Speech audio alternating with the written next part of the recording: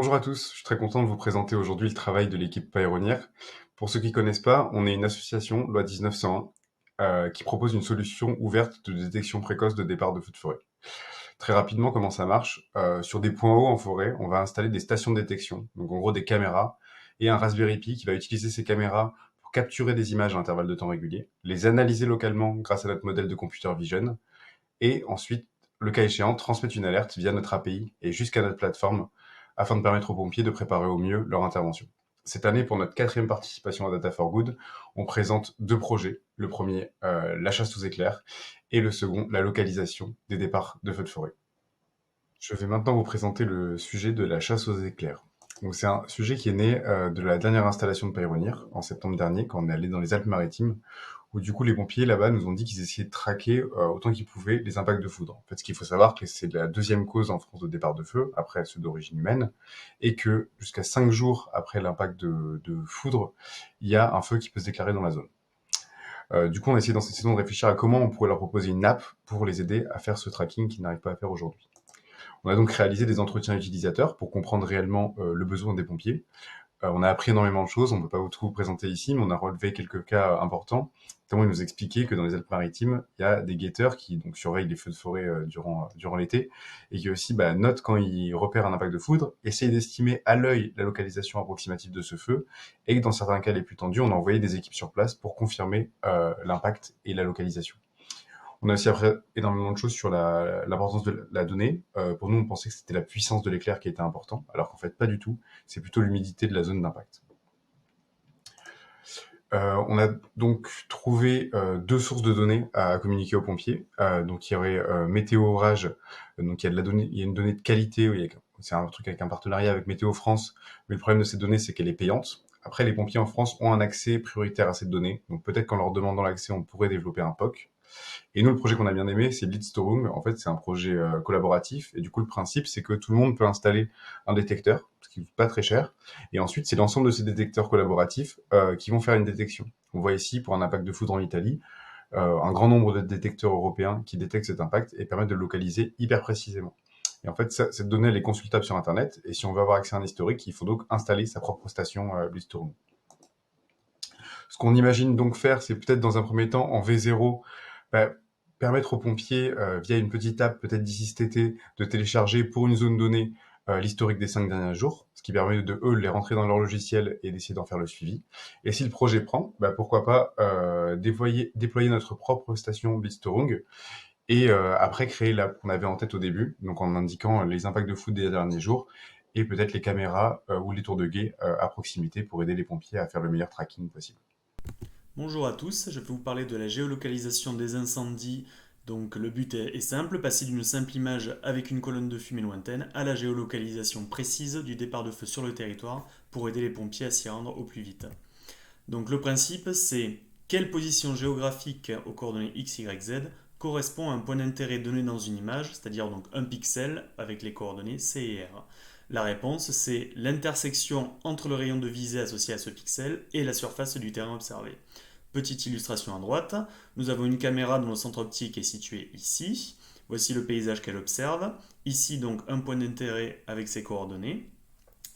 Dans l'image qu'observe la caméra, ce point correspond à un pixel donc avec ces coordonnées-là. Et donc on voit que pour passer de l'un à l'autre, il suffit de prendre la ligne de visée, ici le trait noir continu qui passe par le pixel, et à trouver son intersection avec la surface du terrain. Pour faire cela, nous avons besoin de plusieurs choses. La localisation de la caméra, latitude, longitude, altitude, l'orientation de la caméra qui est définie par trois axes, vertical, horizontal et roll sur elle-même, et un modèle numérique du terrain environnant, c'est-à-dire donc une carte topographique, une carte du relief autour de la caméra.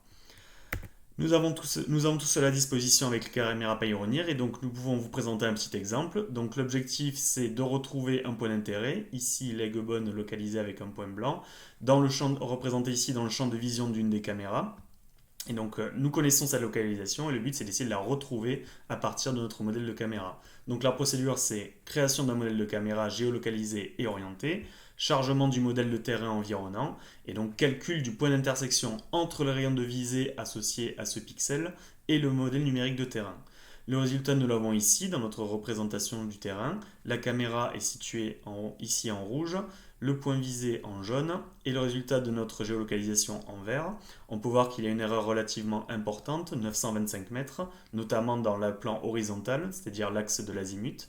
Cela est dû justement à une mauvaise estimation du paramètre d'orientation de la caméra et donc en particulier de son azimut qui effectivement est difficile à estimer lors de l'installation et a donc besoin de corriger cette valeur d'azimut.